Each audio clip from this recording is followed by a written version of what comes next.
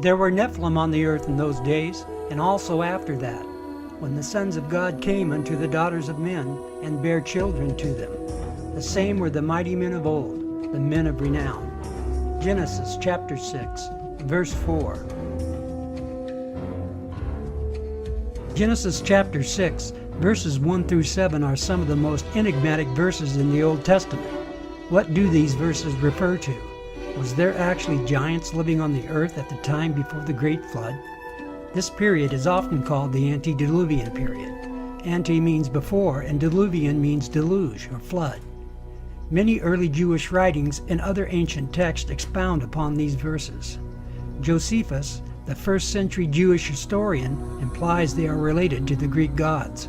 Josephus and the Book of Antiquities, many angels of God now consorted with women, and begot sons who were overbearing and disdainful of every virtue. Such confidence had they in their strength. In fact, the deeds tradition ascribed to them recalled the audacious exploits told by the Greeks of the giants. But Noah urged them to adopt a better frame of mind and change their ways. The Book of Antiquities, chapter 3.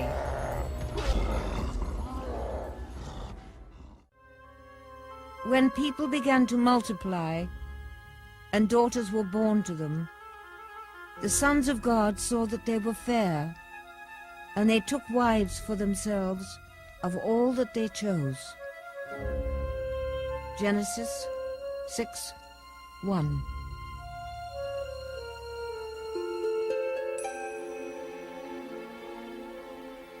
Do angels have sex? The text tells us that the angels, they're called the sons of God, mate with human women and produce a race of giants as their offspring. Now, the story seems to represent this as something that displeases God. God doesn't like the idea of this mixing between the angelic realm and the earthly realm.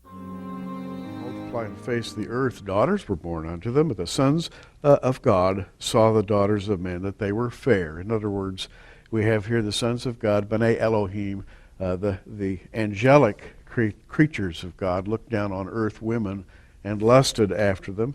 They took wives of all whom they chose, and the Lord said, My spirit shall not always strive with man, for that he is also flesh, yet his days shall be 120 years. And the next sentence, there were giants in the earth in those days and also after that, when the sons of God came into the daughters of men, and they bare children unto them. The same became mighty men.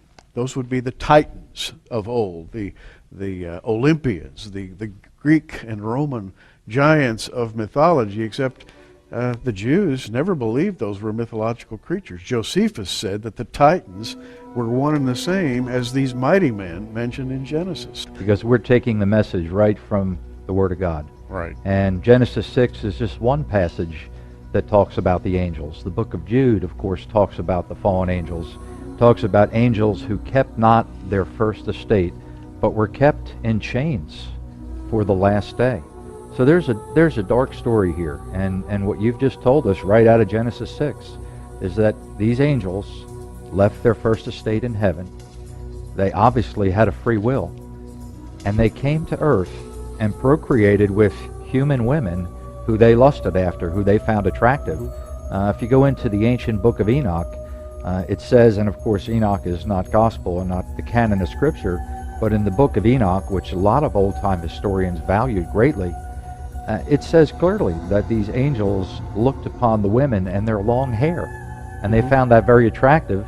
And of course, you read the writings of Paul later in the Gospels, where he talks about women hiding their hair, putting their hair up. Absolutely, and there is a spiritual component to all this, and that spiritual component has to do with the fall and with sin. There was a fall in heaven, as well as a fall on earth, and that fall produced a race of giants called the fallen ones, the Nephilim. That's who we're talking about, which comes from the Hebrew verb nafal, which means to fall. In fact, nafal gives us our English word fall, just as a little side issue there. But the Bible says there were giants in the earth in those days and also after that. The flood of the Bible and the flood of the Greek myth are remarkably similar. Is it possible a core of truth existed in the Greek myths? Were the Greek gods actually the Nephilim? Nephilim is the Hebrew expression for the fallen giants. Were the fathers of the Titans and the Olympians the fallen angels, called the sons of God in Genesis 6? The ancient Greeks believed in a flood that destroyed all mankind, similar to the account in the Bible. In the Greek myth, the flood took place during the age of Deucalion. Deucalion and his wife Pyrrha were warned in advance of a coming flood and told to construct a chest and fill it with provisions. The source of the coming flood was the anger of Zeus towards mankind. Zeus had become disgusted at the degeneration of humans, and in particular, the practice of human sacrifice. Zeus assembled the gods and decided to destroy mankind by water. Deucalion and Pyrrha survived the flood by floating in the chest they built. There are differences between the Greek myth and the account in the Bible. However, both maintain the world was destroyed as a result of mankind's sin, and the human race was saved as a result of a few individuals leading a righteous life. Every culture around the world has a flood story. Many of these stories refer to giants before the flood, just as the Greeks referred to their gods, the Titans and the Olympians. Many scholars are making the association of these Greek gods with the Nephilim and the fallen angels from the Genesis account. And just like the flood, many cultures around the world have legends of the star people, the ones who came down from heaven. I am convinced the star people are the fallen angels, the sons of God.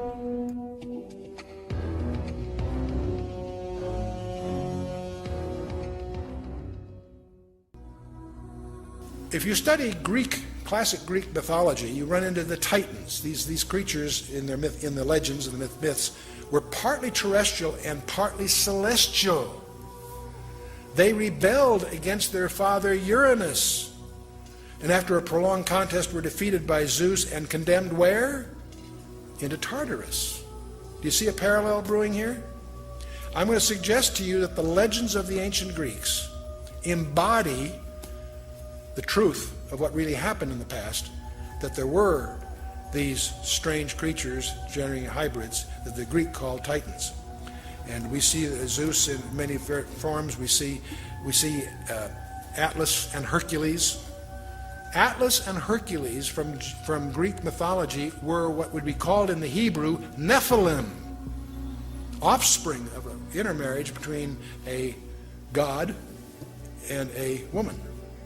And so now these legends we obviously see in the Sumer culture, in Assyria, in Egypt. I'll show you a few things.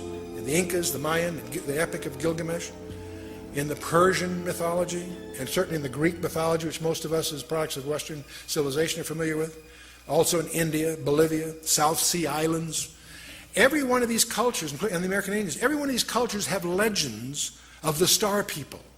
These people that came, these gods or demigods, whatever, came and cohabited with women and produced hybrids.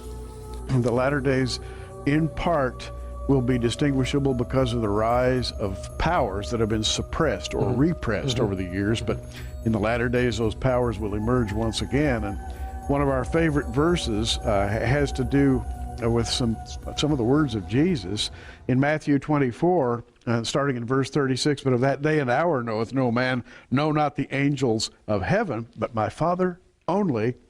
But as the days of Noah were, so shall also the coming of the Son of Man be."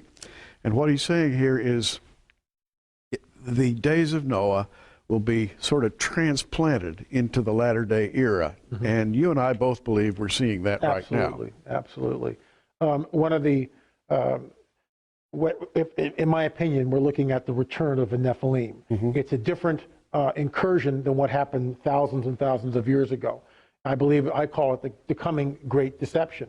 And what we're going to see is, or what we are seeing, is this manifestation of orbs and craft and other phenomena, other anomalies. Meanwhile, shows like the History Channel's Ancient Aliens program is promulgating what I call the coming great deception. They're saying that ET created all life on this planet, that they genetically manipulated all life on this planet, that they started the world's civilizations and religions, and now are coming back at this critical juncture in human history.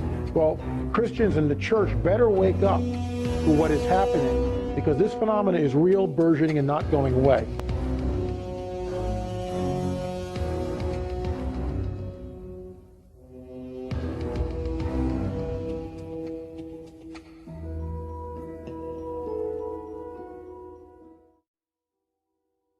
The Book of Enoch is one of many ancient texts which depict the Nephilim and their deeds.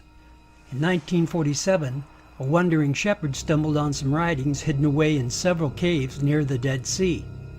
This collection, lost for nearly 2,000 years, became known throughout the world as the Dead Sea Scrolls.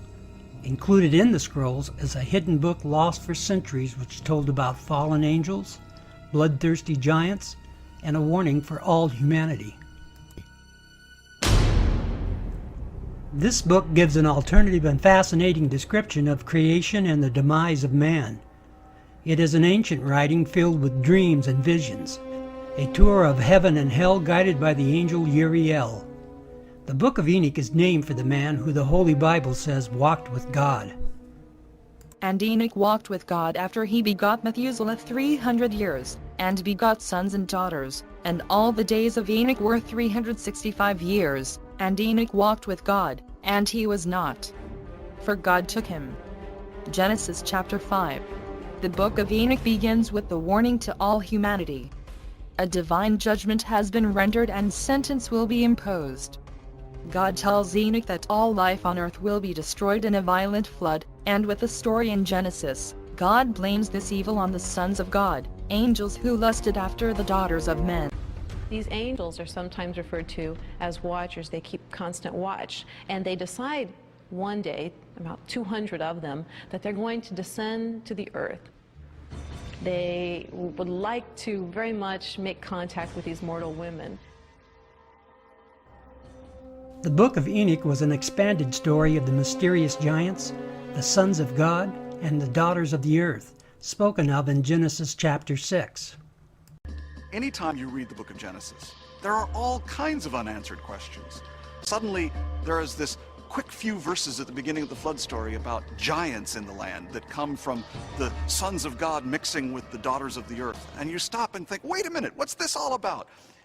It's like it went by too fast. And you want to grab it and say, wait a minute, what was this? They taught them charms and enchantments, and they became pregnant and bare great giants whose height was 3,000 ells. When men could no longer sustain them, the giants turned against them and devoured mankind. Enoch chapter 7. That these angels have crossed over this boundary that they shouldn't have. They were spiritual beings, and they were to remain as such. When they decided to descend upon earth, this unleashed upon the earth all sorts of problems. Not only these giants who are bloodthirsty and violent, but also these angels went on to teach humankind a variety of forbidden crafts. They also taught human beings how to make weapons of war. Now, the good angels, the ones not tempted by these beautiful women, go to God and say, you know, there's a lot of bloodshed caused by these bad angels. At which point God says we need to bind Azazel, the sort of lead fallen angel, to bind him and to then cast him into a pit. We might think of this as, how do we take care of nuclear waste in the 21st century? You take it out to a part of the world where no one lives, and you bury it as deep as you can. For this community, the angel was like that sort of nuclear waste. Dangerous, volatile. After the rebel angels are cast into the depths of the earth, Enoch has a dream vision. The lead angel, Azazel, begged Enoch to plead their case before God, to petition them and release them from the depths of the earth. The request for clemency is denied. And now, the giants, who are produced from the spirits and flesh, shall be called evil spirits upon the earth, and on the earth shall be their dwelling. Evil spirits have proceeded from their bodies, because they are born from men, and from the holy watchers, their beginning and primal origin. They shall be evil spirits on earth, and evil spirits shall they be called. As for the spirits of heaven, in heaven shall be their place, but as for the spirits of the earth, which were born upon the earth. On the earth shall be their dwelling. And the spirits of the giants afflict, oppress, destroy, attack, do battle, and work destruction on the earth, and cause trouble. They take no food, but still hunger and thirst, and cause offenses. And these spirits shall rise up against the children of men and against the women, because they have proceeded from them. The Book of Enoch, chapter 15, verses 8 through 12. Enoch tells us an expatiated story of creation and the depravity of the Watchers, or fallen angels, who created bastard children of gigantic stature with an intense evil nature. Their strength was prodigious and their appetites immense. Upon devouring all of humankind's resources, they started to consume humans themselves. The Nephilim attacked and oppressed humans and were the cause of massive destruction on earth. Enoch also wrote another book from the Dead Sea Scrolls called the Book of Giants. Only broken fragments remain from the original scroll. It tells more about the corrupt nature of the Nephilim and how they created all kinds of monsters, altering the DNA of animals and man. Enoch says their imagination was the only limit. It is my belief Enoch is explaining the dinosaurs and the bizarre skeletons which archaeologists have found. They were a part of the abomination which provoked God to terminate all living creatures. Modern science is constantly endeavoring to classify the remains within some Darwinian theory. It would take more faith to believe in them than it does to believe in the Bible. Many creationists, without understanding the antediluvian world, try to force some defensive explanation which fits their theories. Some scholars believe there were select dinosaurs created by God based upon a behemoth description in the book of Job, chapter 40, verses 14 through 24. They insist there is evidence of these creatures after the flood, but it's only conjecture. However, many of my own theories are conjecture as well. It makes sense that dinosaurs are related to birds when you accept the idea of the Nephilim crossbreeding the birds and animals. If you crossbreed a crocodile with a giraffe or an elephant, you can imagine what it would look like. All modern scientists agree the dinosaurs were destroyed at the same time by some cataclysmic event. Couldn't this event be a global flood? Some scientists say the sea life found in the Himalayas and other major mountain ranges is due to the fact that they were once seabeds. Is it possible the sea fossils found were deposited by a global flood? God destroyed the world because everything was corrupt, except for a few righteous people. I find it interesting that the science of today is again altering the gene pool under the guise of improving humanity. Are we back to creating monsters? Is it a sign of the end of days?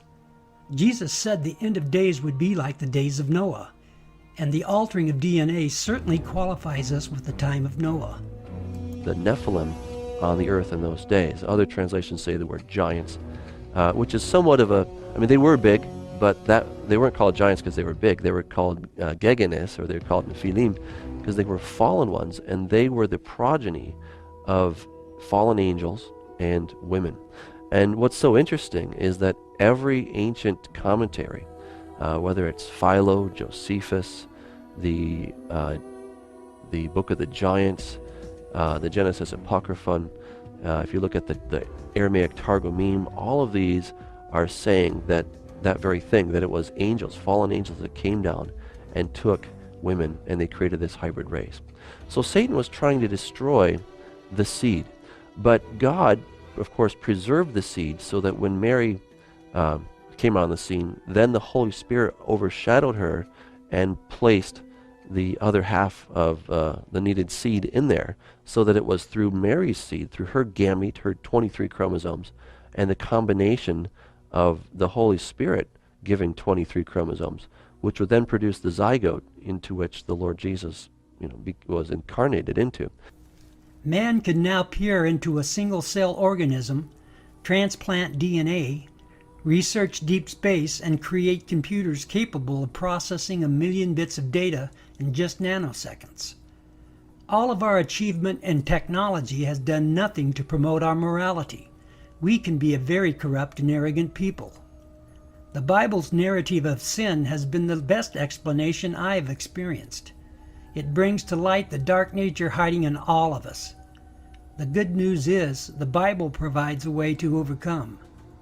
God's love for the world is expressed in the sacrifice of his only Son, and whoever believes in him will not perish, but have eternal life. And Jehovah God formed man of the dust of the ground, and breathed into his nostrils the breath of life. And man became a living soul. And Jehovah God planted a garden eastward, in Eden. And there he put the man whom he had formed.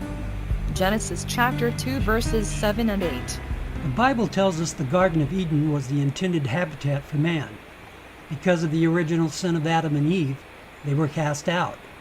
This story is known throughout the world, but the story is told in Genesis chapter 6 is only known by a few. Now they have to survive in a hostile environment. Little did they know how hostile it would become. The reign of the Nephilim started around the time of the patriarch Jared, the sixth generation from Adam. The very angels entrusted to help man now conspired against him. The angel Satan was always incensed and jealous of Adam and refused to pay him homage.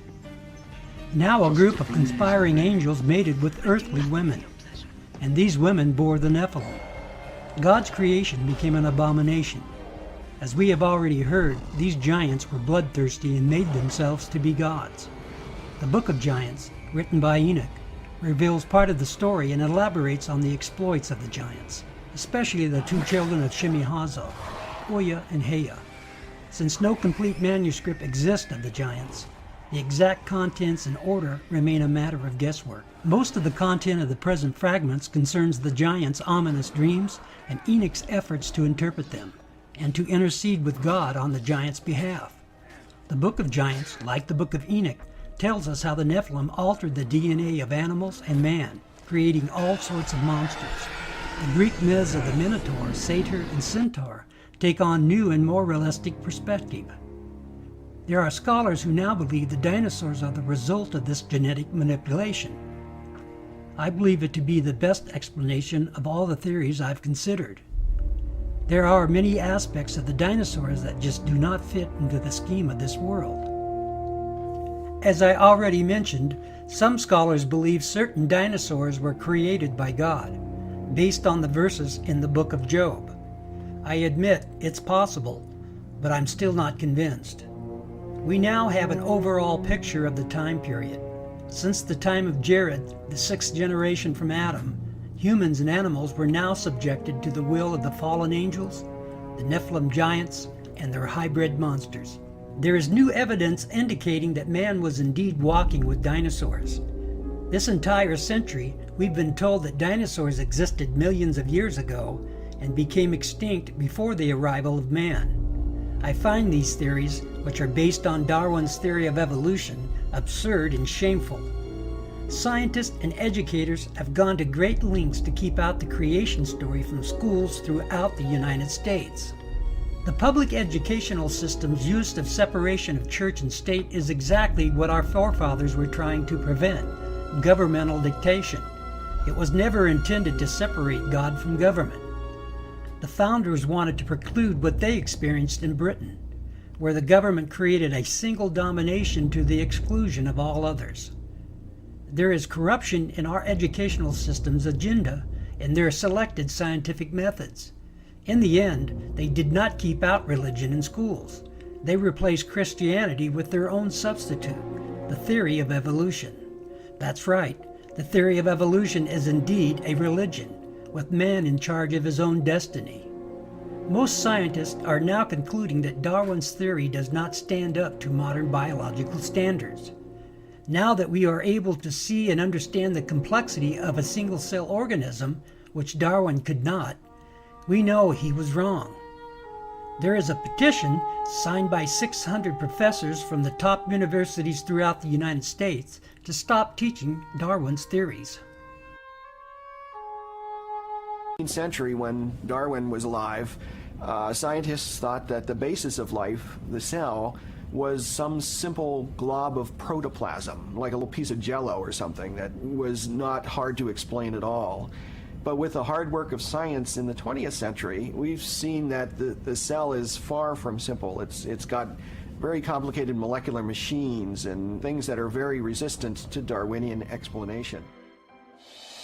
Scientists will tell you if evidence is contaminated, then carbon dating will be wildly inaccurate. If you accept the flood theory, then everything was underwater for a year. There is no doubt the evidence before the flood is contaminated. This leaves us with no accurate date. However, there is evidence of man walking with dinosaurs. My reaction was one of shock. I had heard of human footprints being found in this locale on the Biloxi near Glen Rose, Texas, but I was rather skeptical. And here, after removing actual rock layers, the team and I excavated a series of dinosaur footprints. And 18½ inches from one of those dinosaur footprints, we excavated a 16-inch human footprint. We excavated 12 footprints in a series. And when you find a trail with left, right pace and strike, the right distance apart, then you have to interpret this as belonging to humankind. We found trails leading under limestone ledges and actually removed the limestone ledges one slab of rock at a time. And we found that both the dinosaur footprints and the trail of human footprints continued under the rock ledges. This evidence is real. I first saw the Burdick print on my initial visit to Glen Rose in 1984. My impression at that time was that it was too perfect. But it's clearly a human footprint demonstrating the heel section, the arch, the base of the metatarsals, the first or great toe, second, third, fourth, and fifth toe. After our examination of this print, we find that it definitely is in the Cretaceous limestone, in the same formation with the dinosaur footprints. Here we're looking at a cross-section, and we can see very obvious following contours under the great toe, and actually structures under each one. Where we see the calcite inclusion, the force was concentrated and produced these load-bearing structures, which are exactly what geologists look for. We have eliminated the idea that it's carved. It definitely is original impression in the sediment. This is said to be a fossilized finger of a human being. It was found in the same strata as the dinosaur tracks. It had what appeared to be a nail, what appeared to be a cuticle, a taper, a humanoid shape. After I saw the CAT scan, there was no longer any room in my mind for doubt. This scan shows the shape of the finger, it shows tissue beneath the skin of the finger, it shows the bone, it shows the joints, it shows a ligament. That tells me this is a human finger. As I said, over the past 150 years, these archaeologists and anthropologists have covered up as much evidence as they've dug up, literally. Basically what you find is something we call a knowledge filter. This is a fundamental feature of science. It's also a fundamental feature of human nature. People tend to filter out things that don't fit, that don't make sense in terms of their paradigm or their way of thinking. So in science you find that evidence that doesn't fit the accepted paradigm tends to be eliminated. It's not taught, it's not discussed, and people who are educated in scientific teachings generally don't even learn about it. Carbon dating can be highly inaccurate for dating archaeological artifacts. It's not just that it can be inaccurate, it's worse than that. There are numerous cases in the past where items have been carbon dated and found outrageously wrong. Does carbon dating work at all? Despite its problems, the underlying ideas are sound, and scientists are pursuing the reasons why carbon dating can be so inaccurate. There are reasons for the problems. The first one is contamination. If an archaeological artifact is contaminated, then you have no scientific method to calculate it. Another reason is the level of carbon in the atmosphere at the time. It's my personal belief one of the ways life was reduced in years and size was the altering of the atmosphere by the hand of God. so the ratio of carbon-12 and carbon-14 before the flood was completely different. There are many details which scientists presume were taking place. They are only guessing. Many scientists give off an illusion of knowledge as if it were true. If you say something long and loud enough, society will accept it. Do not believe this illusion. Carbon dating has a 10,000-year limit. Anything after that can be highly inaccurate. The Great Flood covered the earth for an entire year and contaminated everything. It's my belief the flood took place approximately 12,000 years ago, what historians refer to as the end of the Ice Age. It seems appropriate that carbon dating would only be accurate until the time of the flood.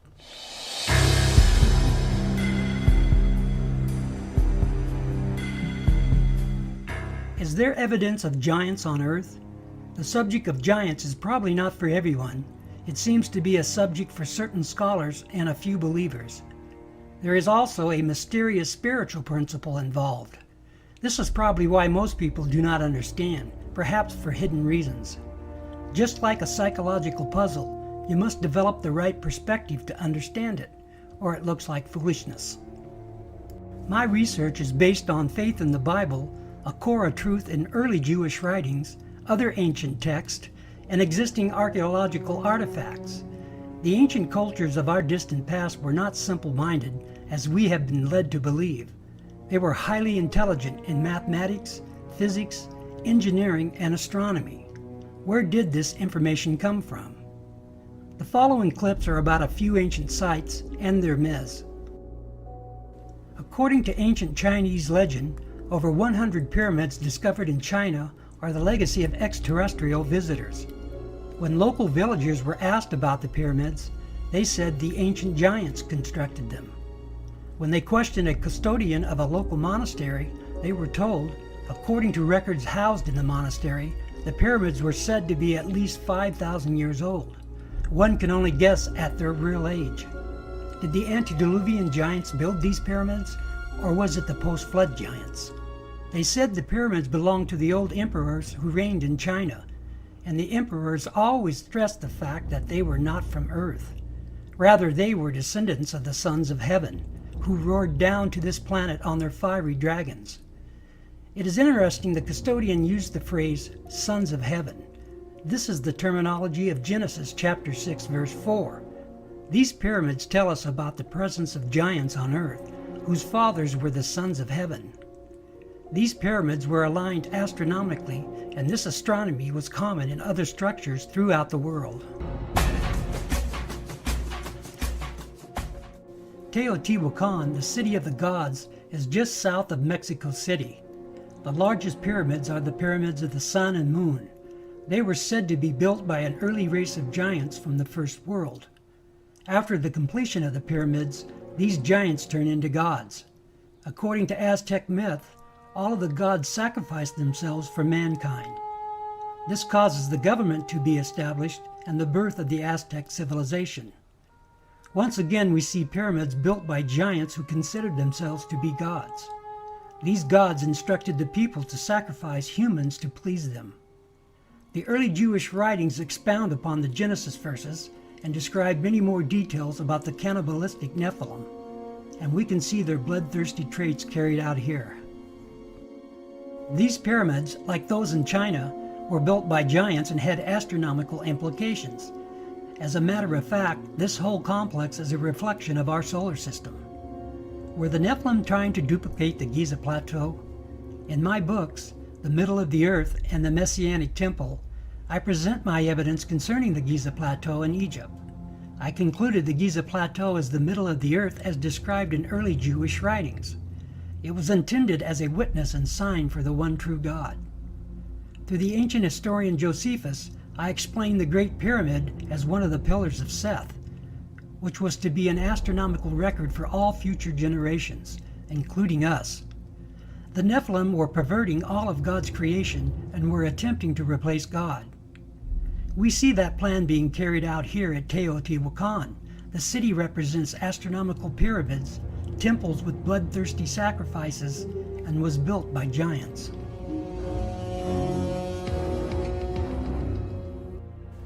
In Mayan mythology, a group of 4 protective deities, the sons of Itzamna and Ixchel, are giants who uphold the sky at its cardinal points. Just like Teotihuacan, these giants built the original pyramids as astronomical observatories. It is well known today the calendar of the Mayans is more accurate than our own. They understood the concepts of pi and zero. It is even thought they had a representation of a black hole, called the Dark Rift. Their understanding and knowledge reflected that of the Nephilim. The Nephilim were part angel and had a knowledge far superior than man's. These gods also instructed the people in bloody sacrifices. Even their games depict the dark path set for the Mayans. The image of a priest cutting the still-beating heart from a man probably delighted the Nephilim. We can only imagine their intoxicated and wicked laughter. The Book of Enoch and the Book of Giants tell how they devoured man in the worst way. They also created genetically altered beasts to help them in this quest. They were bound and determined to pervert all of creation. These temples tell us of their astronomical knowledge and their reprehensible past. The Maya were still communicating with the fallen angels, who were cast under the earth, and the Nephilim spirits in an alternate dimension. The Maya priests would alter their state of mind with hallucinatory drugs and spoke directly to the gods of the underworld. Even though the angels were already judged and doomed in the underworld, they were still communicating with those who would listen. Although the bodies of the Nephilim were destroyed, their spirits still preached to the Mayans and all other Mesoamericans.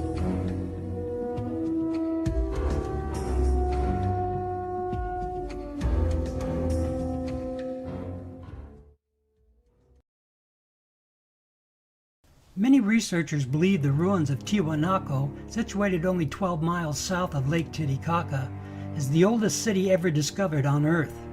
Consistent with these theories, the Inca living in the region during the Spanish conquest explained that Tiwanaku had existed for thousands of years before their civilization began. According to Inca legend, Lake Titicaca was revered as the location where the god Viracocha created a race of giants, and later the first humans. The Inca maintained that the giants built Tiwanaku and also many other cities and structures in the area. However, due to their great evil, Viracocha destroyed the giants in a world flood. This legend is still believed by the local Indians to this day.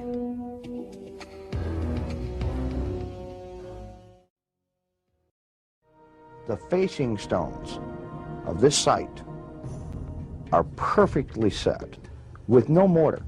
We took a needle, and that needle we tried to insert at every point along the joint, and the needle couldn't be inserted. A perfect cut. Now the ancients constructed the site with astronomical alignments in mind.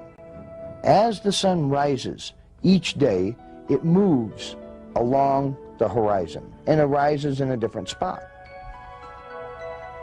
To measure this movement, they built the temple itself as a giant clock to tell them how the progression of the sun was proceeding. And we can use those same astronomical alignments to date the site. The antiquity and the technological sophistication of Tiwanaku should make each and every one of us fully question the origins of civilization.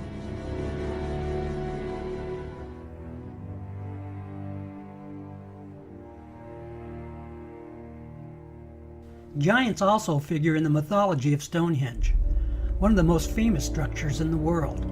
These massive standing stones were called the Giants' Dance by the earliest inhabitants, and they believe giants constructed it.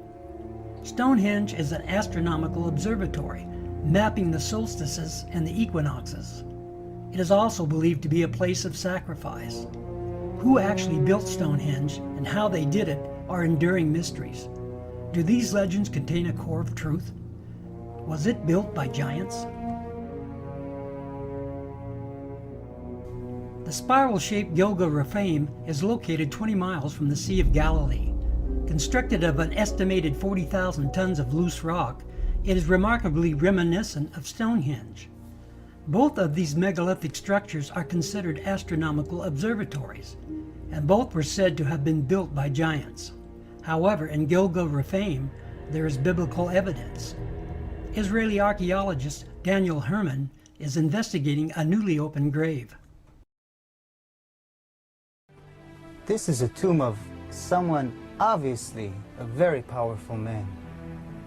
Look at the size of the stone slabs used. This must have taken an enormous amount of time and effort to construct.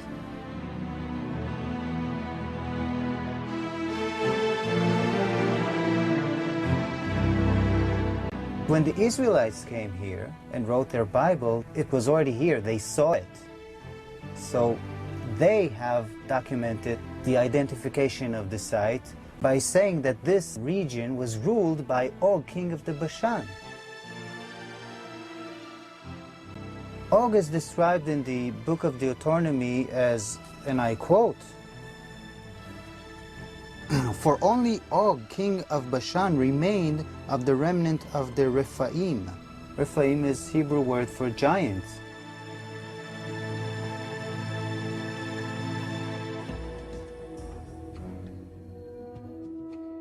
Did you know Sudan has more pyramids than Egypt? These are obviously man-made pyramids and temples which included human sacrifices in the attempt to carry on the Nephilim tradition. The knowledge of giants and their sacrifices were translated beyond the Great Flood. The local stories of giants in Sudan are similar to the early Jewish writings in Genesis, such as this legend. There was war among the giants, and they were very evil. They killed many people for their resources, and many great warriors died at their hand. One day the Lord decided the giants were the cause of the world being unbalanced and full of hurt and pain. The Lord called the chief of the giants and told them it was time for all giants to leave the world. Archaeologists have unearthed an ancient tomb in northern Sudan, which they believe confirms the location of Africa's oldest human sacrifice. Also found were relics indicating a knowledge of astronomy and astrology. Here again we see astronomical pyramids and human sacrifice, passing on the tradition of the giant Nephilim. Are these megaliths and legends telling the same story? They all point to an ancient civilization more than 12,000 years ago. They tell of giants, human sacrifice, and astronomy. I am convinced there is a thread of truth running through these places and legends and is woven into the Genesis chapter 6 narrative, early Jewish writings, and many ancient texts. These structures and legends are spread over the entire earth. They are duplicates of the Giza Plateau, the original pyramid of Seth, intended to be a sign and witness of the one true God. The Nephilim knew of the coming flood and wanted to pass their legacy just like the pyramid of Seth. All of these legends tell of a great flood destroying man, except for a few who survived in a boat and repopulated the world.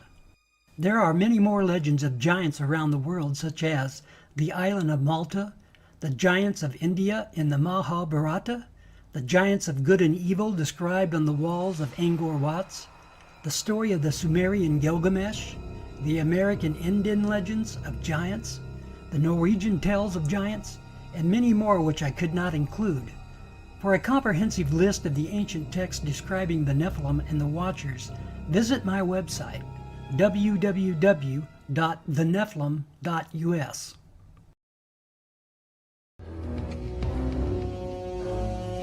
The atmospheric conditions before the flood were much different than they are today. The pre-flood conditions allowed for gigantic growth. We know that God put many restrictions on earth after the flood. What we now call the laws of physics were not as conforming. The Bible tells us he restricted man even more after the Tower of Babel episode. The giants and dinosaurs could not exist in our atmospheric conditions as they did in the antediluvian age. I believe God altered the atmosphere for the purpose of these future restrictions. Optimal genetic expression means the best that the organism has within the DNA is expressed because of favorable atmospheric conditions.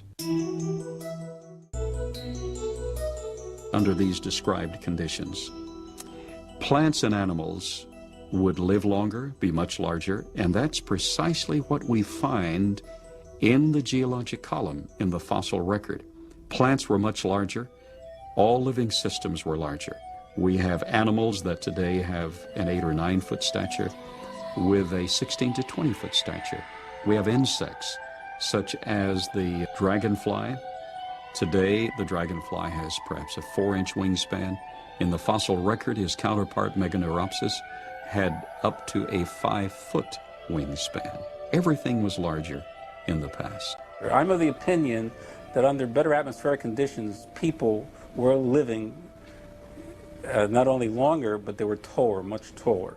Giants and dinosaurs could not exist today as they did in the past because the atmospheric conditions simply will not permit it. We had a greater ozone layer at the time prior to the flood. At the time of the flood, it was diminished to about 1/7 of what it was at that time, and therefore, life on this earth as we know it no longer has the same life expectancy as it did at the time of the flood. Being interested in Earth's original conditions, after 35 years of research on those parameters, I've attempted to reconstruct that context. And in so doing, I've had our engineers build a biosphere that doubles the atmospheric pressure, that increases the electromagnetic energy, that increases the ratio of oxygen, but not to the level of toxicity, that eliminates ultraviolet radiation, etc. And the experiments that we've run have been very gratifying.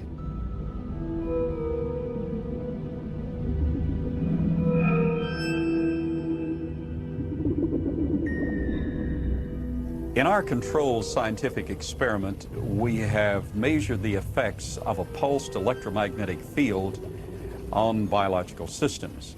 We have these pacu piranha fish that normally at 3.5 years of age are about this size under optimal conditions. Yet we have them now in excess of 20 inches, weighing just under 5 pounds each.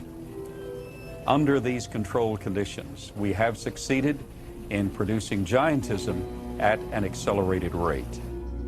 Genesis tells us that even after the flood there were giants in those days. Somehow some giants, at least one, maybe more, survived the flood and again populated the earth in small numbers. Chapter 10 of the Book of Jubilees suggested 10% of the giants were permitted to reign on earth after the flood. With the altered atmospheric conditions, their growth was restricted. In Numbers chapter 13, verse 33, we are told that the Enochites were the descendants of the Nephilim. In the book of Joshua chapter 10, verse 4, we are told that Og was also the remnant of the giants.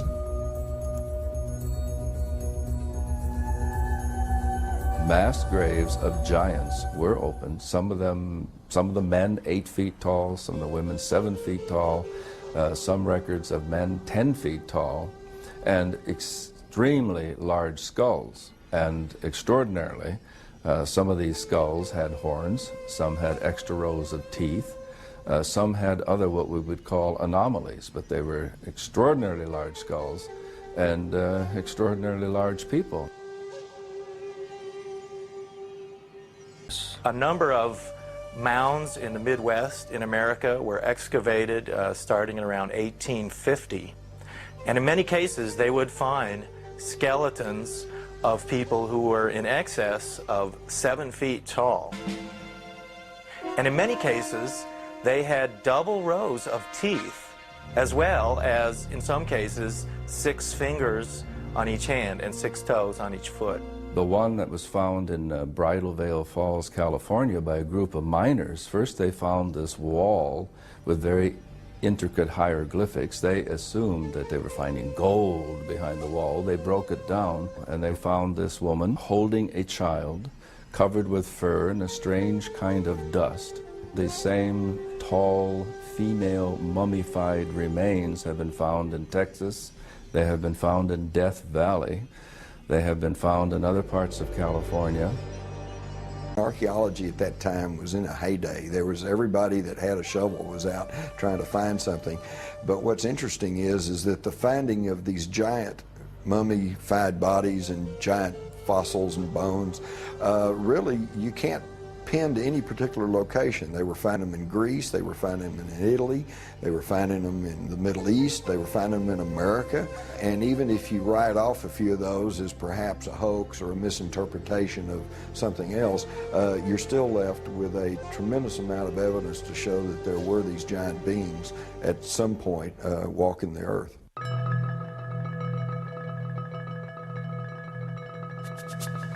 They began excavating the 10 to 15 feet of guano that was here in this cave. They started discovering some unusual artifacts. They found duck decoys and baskets, other things for hunting and fishing in the nearby lake that's now drying up. But then they made some very unusual discoveries, and those were of red-haired giants that were mummified. These giants were 6.5 to 7 feet tall. In many cases, they were mummified, wrapped up like Egyptian mummies, and they had long red hair going down to their shoulders. The ranchers couldn't explain it. It was the strangest thing they'd ever seen. But the Paiute Indians who lived around here knew all about it. In fact, back in 1883, Sarah Winnemucca, a Paiute Indian princess, had written a book called Life Among the Paiutes. In that book, she talked all about the giant, red-haired people who used to live around this lake and live in this cave. She claimed they were cannibals. That tribe would eat the dead. They would make war on my people. My people went to work and gathered wood to fill up the mouth of the cave. At last my people set it on fire and called out to them, "Give up or you will die." But no answer came.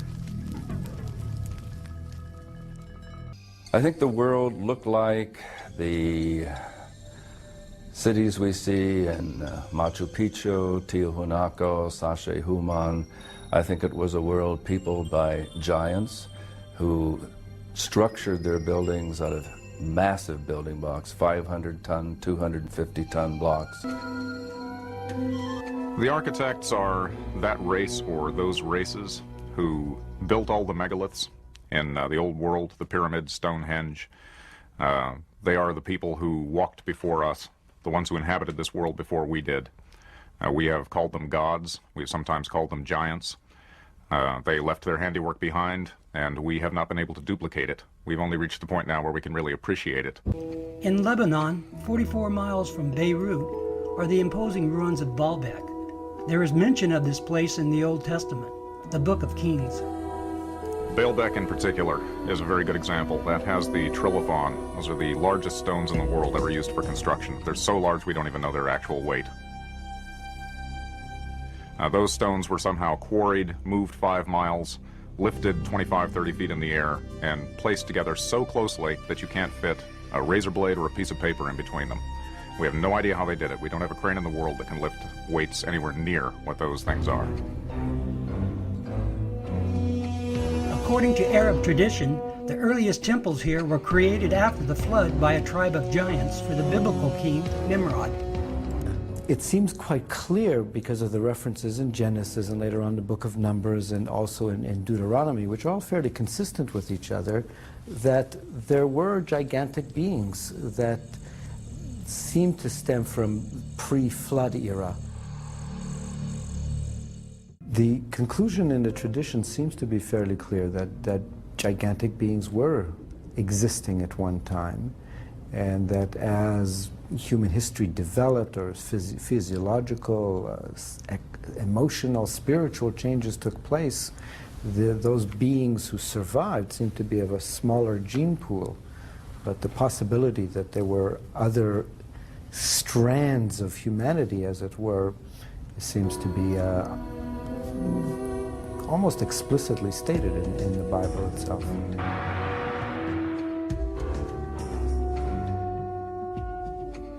In the book of Numbers, we are told, after wandering in the desert with his people, Moses sent out scouts for a place they could settle.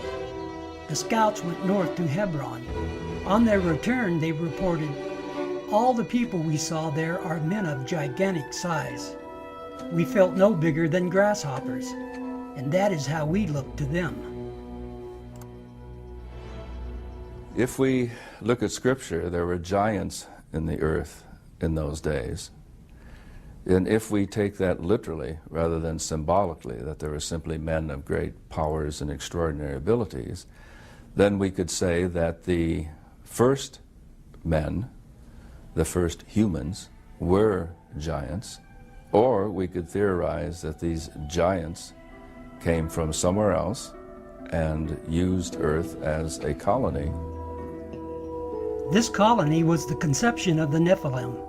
It was their fathers, the fallen angels, who came down from heaven and introduced earthly women to a new strand of DNA, creating all sorts of monstrous beings. There were giants in those days, and also after that.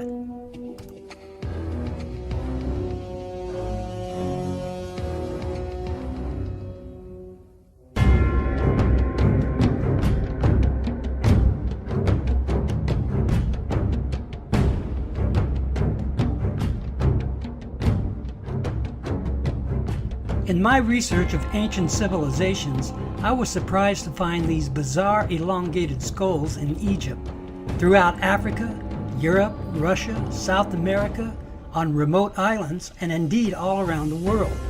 Who were these people, and what were these freakish skulls? I soon found out it's a practice called cranial deformation. It was an intentional practice which had its roots in ancient times. It was done for important people such as royalty and priests in order to mimic a fallen race of giants. Another aspect that we have to consider is that skull and cranial deformation, forming elongated heads, is a practice that's known throughout much of the ancient world. The pharaoh Akhenaten's family is a good example of this practice. His son, Tutankhamun, is probably the most famous example. But why was his deformed skull kept a secret and not taught in public schools along with his known history? The Discovery Channel recreated his head and intentionally modified it to look more modern. Not one word was spoken about his elongated skull. They also resurrected his stepmother, Nefertiti, and again nothing was said about the cranial deformation. King Tut's sister is probably the most pronounced deformation I've seen in Egypt.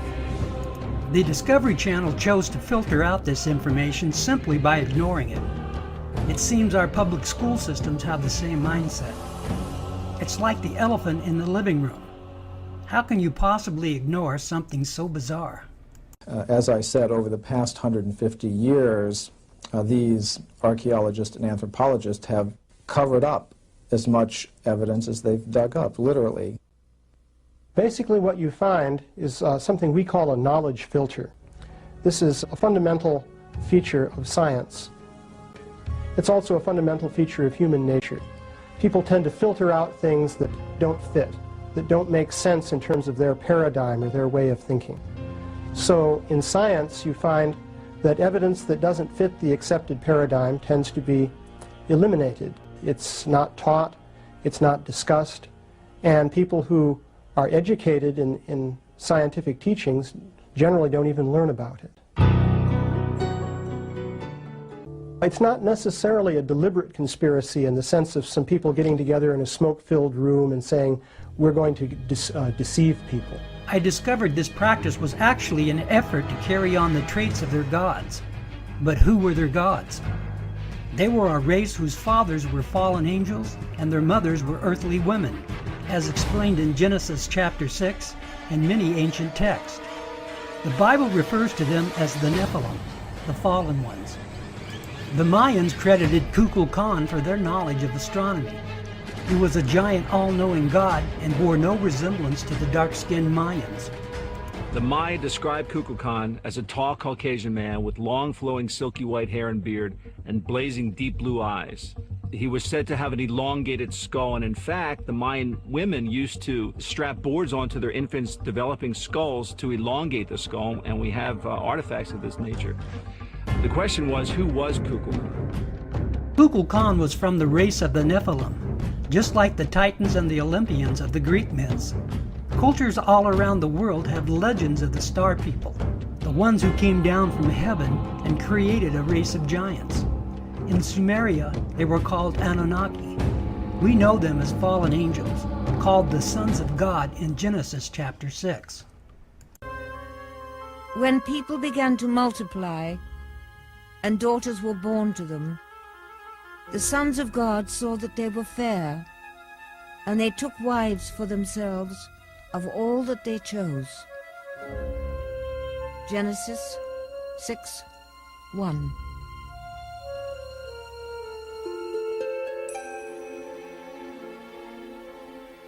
Do angels have sex? The text tells us that the angels, they're called the sons of God, mate with human women and produce a race of giants as their offspring. Now, the story seems to represent this as something that displeases God. God doesn't like the idea of this mixing between the angelic realm and the earthly realm. These genetically altered beings had elongated skulls and desired that mankind worship them as gods. Their elongated skulls were created by their bastard genetics. It allowed for the brain to grow to enormous size. This is where the practice of cranial deformation started. People began to mimic this trait in order to carry on the tradition of the giants. They are the very reason God, the Creator, destroyed all life on earth. They were an abomination in His sight, and they corrupted all mankind except for a few righteous people, the family of Noah. They took infants' skulls and compressed them and bound them, and they forced the cranium out and elongated, and in many cases they doubled the size. People have suggested aliens had elongated skulls, and apparently ancient peoples are mimicking those skulls. The old saying is that imitation is the sincerest form of flattery. These ancient alien theorists attribute cranial deformation to aliens from outer space. They believe people saw them as gods and mimicked them. Part of this is true, but they were not aliens from outer space. They are from hyperspace, where they were sentenced by God. Now living in a parallel dimension, they are spirits and now called demons. God destroyed their bodies right before the Great Flood and sentenced their spirits to abide in this dimension. What's really strange is that this is found all over the world. And this is something that archaeologists cannot easily explain. Because for people on remote islands, for people in South America or Malta or in Africa, to suddenly independently do this cranial deformation like this seems incredible. I mean, this is something that had to be learned, something that was taught to them. We seem to have basic similarities, as if there was one civilization or at least one type of culture that was influencing people around the world. I find it more and more difficult to believe what I was taught as an undergraduate, that all these different cultures just coincidentally came up with the same concepts independently of each other. These ancient alien theorists are right. This is a learned behavior. The practice of cranial deformation dates back to the antediluvian age. The Nephilim giants created this practice all around the world. We know a few of the giants, at least one, escaped the flood and was allowed to live with mankind, but was severely restricted now. When God separated men during the Tower of Babel episode, this learned behavior followed man throughout the world. It was especially prominent in the Americas, where the Nephilim were still worshipped as gods.